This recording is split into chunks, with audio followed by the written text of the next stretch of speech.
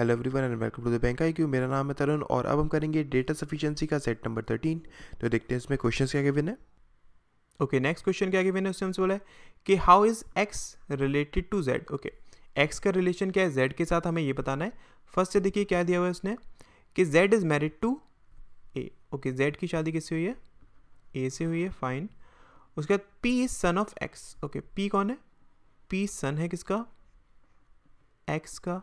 Okay, Q is brother of M, Q brother है किसका, M का। Okay, and X is married to M, और X की शादी हुई है एम से।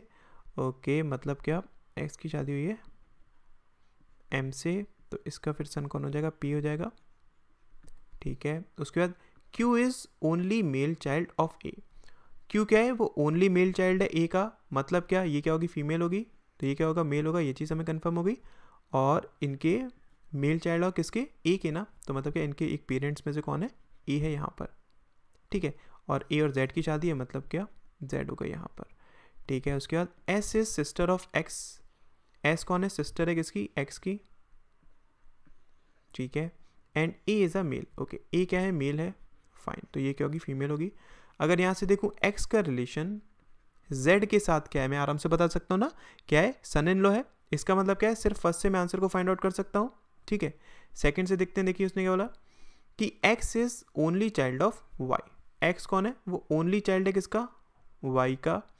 ओके, उसके बाद z is the father of m। z कौन है, फादर है किसका, m का।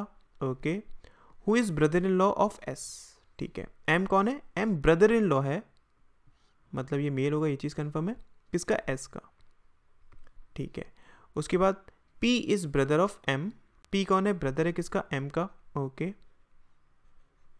ठीक है, and m is married to y। m की शादी किससे हुई है, y से हुई है। ठीक है, and p is unmarried. Okay, p unmarried है। ठीक है, सो अगर मैं बात करूं s की, s यहाँ पर s का जेंडर तो क्लियर हो नहीं पाएगा, ये चीज़ हमें कंफर्म है, लेकिन क्या वो इसका भाई या फिर बहन होगा, ये चीज़ हमें पता है। ठीक है, उसके बाद अगर मैं पुट करना चाहूँ एक्स की, तो एक्स को मैं यहाँ पर पुट कर सकता हूँ। एक्स क्या है, इसका सन है या फिर डॉटर है। लेकिन यहाँ से अगर मैं देखूँ, उसने क्या बोला था कि एक्स का रिलेशन क्या है जेड के साथ, तो एक्स का आपको जेंडर यहाँ पर पता है क्या, किसी तरीके से नहीं, एक्स का जेंडर नहीं पता है। उसने यहाँ पर बात किसकी करी थी, ओनली चाइल्ड की बात करी थी, ओनली सन या डॉटर बोलता है, इन दैट केस हम इसके जेंडर को फाइंड आउट कर सकते थे, बट यहाँ पर हम इसके जेंडर को नहीं पता कर पाएंगे, इसलिए इससे इसका आंसर नहीं आएगा। तो only first is sufficient to answer this question.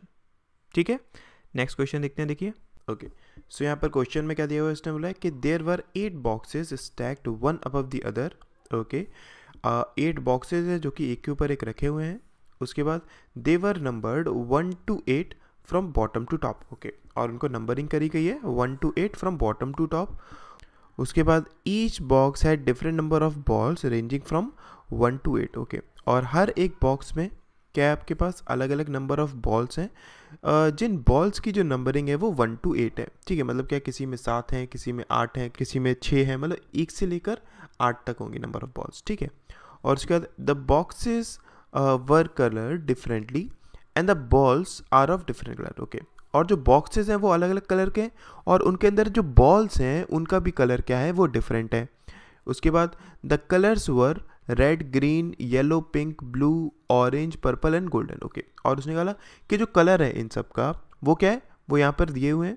ठीक है, उसके बाद the colour of the box and the colour of the ball was not the same for any of the box. Okay, और उसने कहा कि किसी भी बॉक्स में ऐसा नहीं है कि बॉक्स का कलर और उसके अंदर जो बॉल्स हैं उनका कलर क्या हो, वो सेम हो, मतलब उन सब के कलर्स क्या होंगे, वो डिफरेंट होंगे। ठीक है, उसके बाद उसने हमसे पूछा गया है कि which coloured box is on number 8 position. Okay, number 8 position पर हमें बताना है कि किस कलर का बॉक्स है।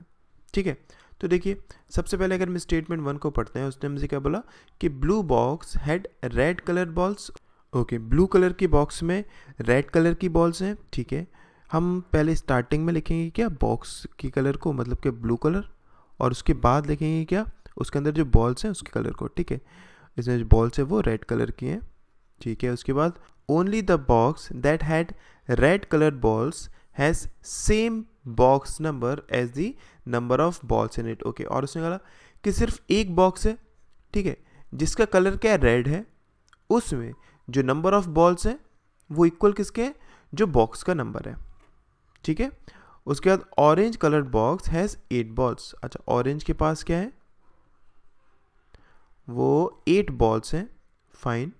और यहाँ पर अगर इस वाली कंडीशन को लिखूँ तो उसने बोला कि जिस किसी का भी रेड कलर का बॉल्स हैं, ठीक है, जिस किसी के भी रेड कलर्स के बॉल्स हैं, उसकी जो बॉक्स नंबर है और जो बॉल नंबर है वो क्या सेम है, मतलब कि ये पार्ट और ये दोनों क्या होंगे, सेम होंगे, ठीक है।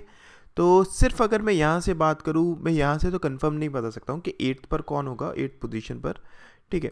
सेकंड को एक बार चेक करते हैं, देखते हैं सेकंड में क्या गिवन है। उस टाइम से बोला कि the purple colour box was kept 5 boxes above the orange box. Okay, उसने क्या बोला कि जो पर्पल कलर का बॉक्स है वो कहाँ पर रखा हुआ है, वो 5 बॉक्सेस अबव है। मतलब क्या, पर्पल यहाँ अगर होगा तो आपका ऑरेंज का होगा 1 2 3 4 छोड़कर यहाँ पर ऑरेंज होगा, ठीक है।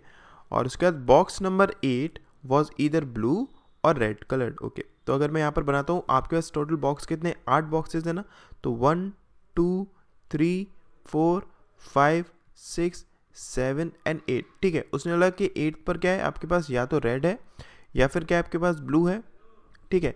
और उसके बाद the blue and the golden boxes were kept consecutively. Okay, और जो ब्लू और गोल्डन बॉक्सेस है वो क्या कंसेक्यूटिवली रखे हुए हैं, ठीक है। सो इसको देखिए हम किस तरीके से करेंगे। अगर हम सिर्फ सेकंड से बात करते हैं तो इसकी 2 पॉसिबिलिटीज़ बन सकती हैं। कैसे, आपके पास क्या हो सकता है, इनके बीच हम जानते हैं ना क्या, ये कितने बॉक्सेस है, 1 2 3 4, तो एक बार पर्पल अगर यहाँ पर होगा आपका, ठीक है, इन दैट केस 1 2 3 4 छोड़कर यहाँ पर आपके पास ऑरेंज होगा।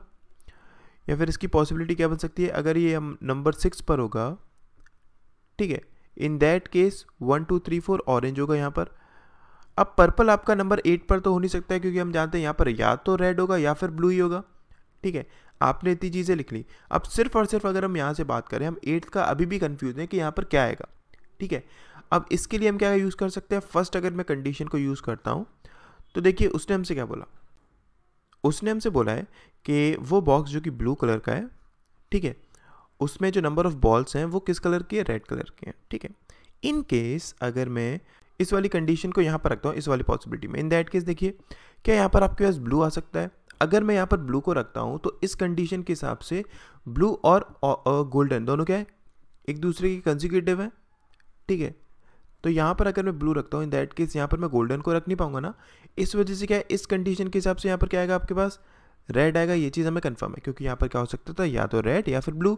अगर ब्लू नहीं है इस पॉसिबिलिटी में तो क्या होगा, रेड होगा। अगर मैं इस पॉसिबिलिटी में बात करूँ, इन दैट केस देखिए यहाँ पर आपके पास अगर मैं ब्लू को रखता हूँ, ठीक है, अगर मैं यहाँ पर किसको रखता हूँ, ब्लू को रखता हूँ, इन दैट केस यहाँ पर क्या होगा, गोल्डन होगा, ठीक है।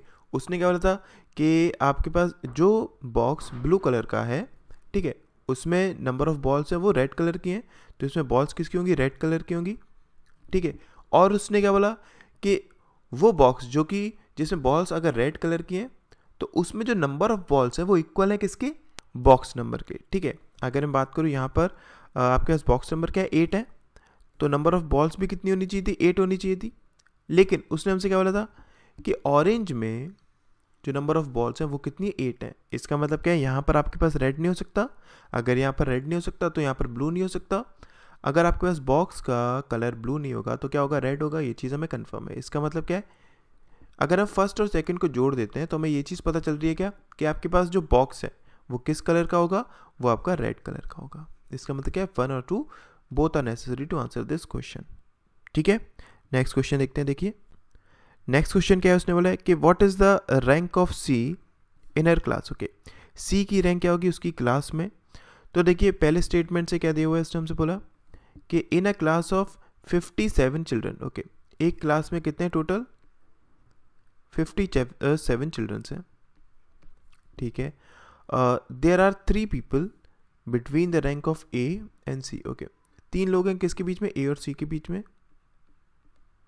ठीक है। ये दोनों ही पॉसिबिलिटीज हमारे पास हो सकती हैं। उसके बाद B is at 35th position from the bottom. Okay, B की पोजीशन क्या है, 35th है from the bottom. Okay, bottom से बी की पोजीशन क्या है, 35th है, ठीक है।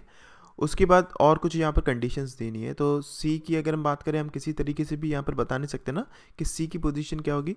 सेकंड से चेक करते हैं, देखिए उसने क्या बोला कि D has got 32 position from the front. Okay, D की पोजीशन क्या है, फ्रंट से 32 है, ठीक है। और उसके बाद A is 5th position below B. Okay, A क्या है, वो 5th पोजीशन है बिलो बी। सो सिर्फ अगर सेकंड से बात करूं तो नहीं, इसको भी हम किसी तरीके से यूज़ नहीं कर सकते हैं। लेकिन अगर मैं फर्स्ट और सेकंड दोनों को जोड़ता हूं, इन दैट केस क्या मैं कुछ पता कर सकता हूं। देखिए अगर मैं बात करूं इस वाली कंडीशन की, और उसने बोला कि ए क्या है, वो 5th पोजीशन बिलो है किससे, बी से। इसका मतलब क्या होगा, ए होगा यहाँ पर, ठीक है। तो ए की पोजीशन इधर से कितनी होगी, ये अगर 5th पोजीशन कम है तो ए की पोजीशन क्या हो जाएगी, यहाँ से 30 हो जाएगी, ठीक है। अब अगर मैं बात करूँ इस लाइन में, तो इस लाइन में देखिए आपके पास डी की पोजीशन फ्रंट से क्या है, 32 है।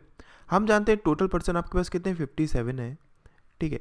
और अगर मैं देखूँ डी की पोजीशन कितनी है, 32 है, और ए की पोजीशन देखूँ कितनी है, 30 है। दोनों को अगर मैं ऐड करता हूँ 62 आया। आपके पास पोजीशन 1 प्लस पोजीशन 2 ग्रेटर आई है ना किससे, टोटल से। तो इस कंडीशन में हमारे पास क्या होता था, सबसे पहली चीज़ ओवरलैपिंग होती थी। ओवरलैपिंग है, इसका मतलब ए आपके पास यहाँ पर कहीं आएगा, ठीक है। इसकी पोजीशन क्या है, 30 था, 30 थे, ठीक है। और अगर मैं पता करना चाहूँ कि इनके बीच में कितने नंबर ऑफ पर्सन है, तो हम कैसे निकाल सकते हैं। इस केस में हम कैसे निकालते थे, ओवरलैपिंग के केस में P1 plus P2 minus total minus 2। तो P1 प्लस P2 कितना है आपके पास, पोजीशन 1 प्लस पोजीशन 2 मतलब 62 माइनस टोटल कितने हैं, 57 माइनस 2, ठीक है। तो कितना हो गया आपके पास, 3 हो गए। इनके बीच में कितने नंबर ऑफ पर्सन होंगे, 1 2 एंड 3, ठीक है। अब हम एक और चीज़ जानते हैं क्या, कि ए और सी के बीच में भी 3 लोग थे, है ना। तो इसका मतलब क्या है कि यहाँ पर आपके पास सी तो आ नहीं पाएगा। सी कहाँ पर आएगा, 1 2 3, सी आएगा यहाँ पर, फाइन। अब अगर मैं यहाँ से पता करना चाहूँ कि सी की रैंक क्या है, तो मैं आराम से पता कर सकता हूँ ना यहाँ से, ठीक है। कैसे पता चल जाएगा, देखिए आपके पास अगर मैं डी की बात करूँ तो डी क्या था, 32 था। उसके बाद अगर मैं देखूँ यहाँ से यहाँ, इसकी पोजीशन क्या हो जाएगी, देखिए 1 2 3 4 5 6 7 8 पोजीशन हो जाएगी यहाँ से, ठीक है। तो अगर मुझे सी की पोजीशन निकालनी है, मतलब सी की रैंक निकालनी है, तो मैं कैसे निकाल सकता हूँ, 32 माइनस 8 मतलब कितनी हो जाएगी, 24 हो जाएगी, ठीक है। इसका मतलब क्या है कि फर्स्ट और सेकंड में दोनों को जोड़ करके इसके आंसर को फाइंड आउट कर सकता हूँ, ठीक है। नेक्स्ट क्वेश्चन देखते हैं, देखिए ओके। सो नेक्स्ट क्वेश्चन क्या है, उसने बोला कि towards which direction was Manish facing as he stop walking. Okay, so उसने बोला कि मनीष का हमें फेस बताना है कब, जब वो रुका तब, ठीक है।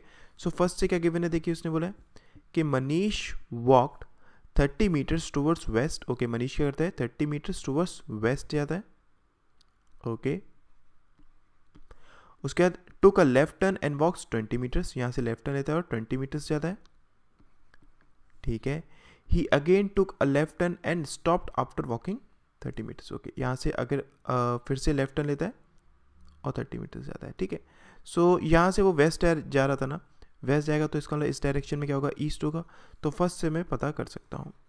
सेकंड से चेक करते हैं, देखिए उसने क्या बोला कि Manish walk 30 metres towards east. Okay, Manish 30 metres जाता है ईस्ट में, okay. Took a right turn and walks 20 metres, right turn लेता है 20 मीटर्स जाता है, ठीक है। He then took a left turn and stopped after 20 metres. Okay, अब वो यहाँ से लेफ्ट टर्न लेता है और 30 मीटर्स जाता है, ठीक है। सो यहाँ से भी अगर मैं बताना चाहूँ तो मैं बता सकता हूँ वो किस डायरेक्शन फेस कर रहा है, ईस्ट डायरेक्शन फेस कर रहा है। इसका मतलब क्या है, फर्स्ट और सेकंड इंडिविजुअली दोनों से मैं आंसर को फाइंड आउट कर सकता हूँ, ठीक है। नेक्स्ट क्वेश्चन देखते हैं, देखिए ओके। नेक्स्ट क्वेश्चन क्या गिवन है, देखिए उसने बोला कि अमंग 6 पर्सन, जिनके नाम यहाँ पर दिए हुए हैं, who are standing around a circle, some of them are facing the centre while other are facing away from the center। Okay, उस टाइम से बोला है कि what is the position of A with respect to G. Okay, A की position क्या होगी with respect to जी। तो देखिए इसको हम कैसे कर सकते हैं, अगर मैं फर्स्ट से देखूं, हम जानते हैं 6 पर्सन है ना, तो 1 2 3 4 5 6, ठीक है। एक और पॉसिबिलिटी बना लेते हैं, 1 2 3 4 5 6। पहले में क्या दिया हुआ है, इसने बोला है कि I stands second to the right of G. I कहाँ पर है, second to the right of G, ठीक है। उसके बाद G faces outside, okay G बाहर देख रहा है तो जी यहाँ पर होगा, आई कहाँ पर आएगा, जी बाहर देख रहा है ना तो आई आएगा यहाँ पर, सिमिलरली जी बाहर देख रहा है तो आई आएगा यहाँ पर, ठीक है। उसके बाद I is an immediate neighbour of H and B, okay I क्या इमीडिएट नेबर है, एच बी का ये हो सकता है या फिर एच बी का ये हो सकता है, ठीक है। उसके बाद अगर बात करूँ एफ की तो एफ क्या है, F stand second to the left of H, F कहाँ पर है, second to the left of H, तो इसके हिसाब से एच आएगा, एफ आएगा यहाँ पर, और इसके हिसाब से अगर मैं देखूँ तो एफ आएगा यहाँ पर, ठीक है। ए आएगा आपके पास यहाँ पर, ए आएगा आपके पास यहाँ पर। तो यहाँ से अगर मैं देखूँ उसने आगे क्या बोला कि H faces same direction as G, H का डायरेक्शन सेम है जी की तरह, तो ये पॉसिबिलिटी गलत हो गई, तो ये पॉसिबिलिटी आपके पास सही है ना। यहाँ से अगर मैं देखूँ तो ए की पोजीशन जी के रिस्पेक्ट में क्या होगी, हम बता सकते हैं ना, सेकंड टू द लेफ्ट, इसका मतलब क्या है, सिर्फ फर्स्ट से मैं आंसर को फाइंड आउट कर सकता हूँ।